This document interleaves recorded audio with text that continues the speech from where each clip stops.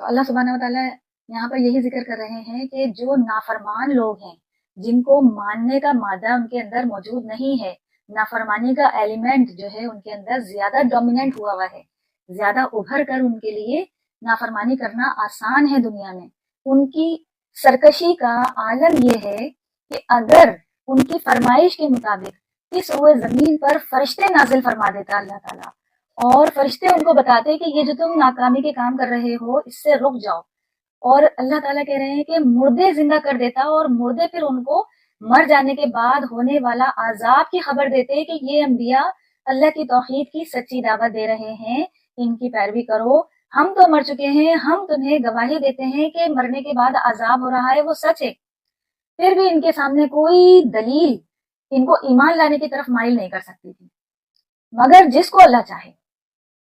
اور لوگوں کی اکثریت نادانی کی وجہ سے، نا واقف ہونے کی وجہ سے، جہالت کی وجہ سے گمراہی میں پڑی ہوئی ہے۔ اور اسی طریقے سے اللہ تعالیٰ نے تمام انبیاء کے ساتھ، اگلی انبیاء کے ساتھ بھی ان کے مخالفین، چاہے وہ انسان میں سے ہوں یا جنات میں سے ہوں، انسان بھی بعض اوقات مخالفت میں کھڑے ہو جاتے ہیں اپنا جتھا بنا کر، تو اللہ تعالیٰ کہہ رہے ہیں کہ یہ سب شیاطین کے چیلے ہیں،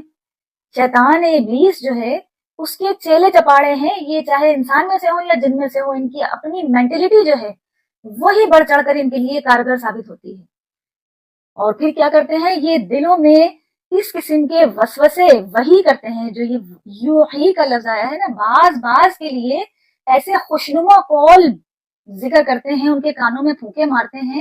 کہ وہ دنیا کے دھوکے میں غرق ہو جاتے ہیں۔ اور اگر اللہ چاہتا، اللہ تعالیٰ اپنی کبریائی بھی بتاتے ہیں، ایمان والوں کو تسلی بھی دیتے ہیں، اور کفار کے لیے اللہ تعالیٰ دھمکی بھی دیتے ہیں کہ تم اپنے آپ کو سب کچھ یہ نہ سمجھ لینا کہ اللہ تعالیٰ کا کوئی پروگرام جو ہے وہ فیل ہو گیا ہے، کوئی ایسا سافٹ ویئر اللہ تعالیٰ نے بنا دیا ہے جو اب اللہ کے ہی کنٹرول میں نہیں رہا،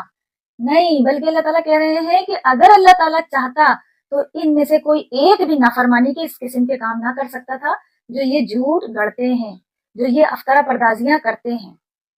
لیکن اللہ تعالیٰ نے ہی ان کے دلوں پر مہر لگا دی ہے کہ یہ آخرت پر ایمان نہیں لے کر آتے، اور یہ اس وجہ سے ہوا ہے کہ یہ اپنی جھوٹ گڑنے والی، جو ان کی خوشی دینے والی جو سوچ ہے اس میں پھرتے رہیں۔ اور پھر نبی علیہ السلام کی مبارک زبان سے کہلوایا جا رہا ہے مشرکین عرب کے لیے اور نان مسلمز کے لیے بھی، اور جیوز اور کرسچنز کے لیے خصوصی طور پر، یہ سوالیہ انداز میں، کیا میں اللہ کے سوا کوئی اور ہستی اپنے لیے حاکم تلاش کروں جو اس ہستی کو چھوڑ کر جس نے مجھے کتاب کو تفصیل کے ساتھ بار بار بیان کیا ہے میرے لیے،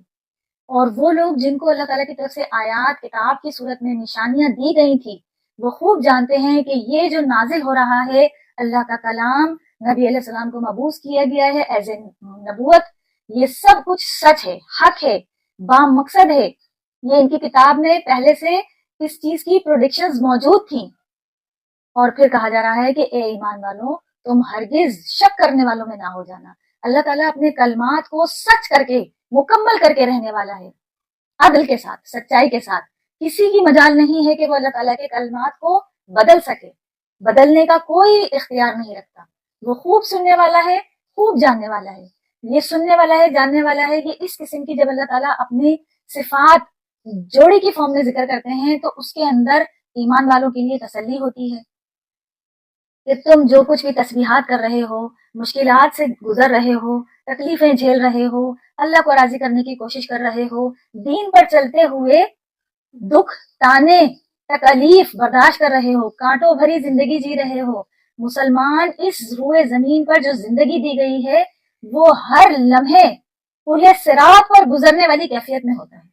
یہ ہے خاص مومن کی پہچان، ہر لمحے اسے اپنے نفس کے ساتھ جنگ کرنی پڑتی ہے، خواہشات کچھ اور کہہ رہی ہے اور کلام کچھ اور کہہ رہا ہے، کامیابی کی طرف جانے والا راستہ کچھ اور ہے اور نفس جس طرف دھکیل رہا ہے وہ راستہ کچھ اور ہے، اور اکثریت لوگوں میں سے ایسی ہے دنیا میں زمین پر کہ انہوں نے اللہ کی سیدھی راہ سے بھٹکا دیا، اور ان کی نشانی کیا ہے، جو بھٹکانے والے ہوتے ہیں وہ اپنے گمان کی پیروی کرتے ہیں، وہ اپنے وہم میں پڑے ہوئے ہیں، وہ خود ساختہ شریعتیں جو انہوں نے اچھی سمجھ لی ہیں، جو ان کے خیال میں ٹھیک تھیں، وہ اس کی پیروی کر رہے ہیں، اور وہ ہر چیز میں اٹکل بچو چلاتے ہیں کہ ایسا کر لو تو ٹھیک ہو جائے گا، ہمارے ساتھ بیعت کر لو ہم تمہیں بخشوا لیں گے، ہمارے مرید ہو جاؤ، تمہارے سارے گناہوں کا بوجھ ہم اٹھا لیں گے۔ قرآن مجید پڑھ کر دیکھیں، قرآن مجید میں بارہا ذکر کیا ہے اللہ سبحانہ وتعالیٰ نے، لا تزرو وازرۃ وزر اخرى، کوئی نفس کسی دوسرے جان کا کسی اعتبار سے کوئی بوجھ نہیں اٹھائے گی وہاں پر۔ سورہ عبس کے اندر اللہ سبحانہ وتعالیٰ نے اتنی خوبصورت انداز میں دنیاوی محبوب ترین رشتوں کو ذکر کیا ہے کہ وہ روز محشر، وہ اس ٹائم حال یہ ہوگا کہ ماں اپنے بچوں سے جان چھڑانے کی کوشش کرے گی، باپ اپنی اولاد سے پیچھا چھڑانے کی کوشش کرے گا، بھائی بھائی سے منہ چھپائے گا، بہن بہن سے کترائے گی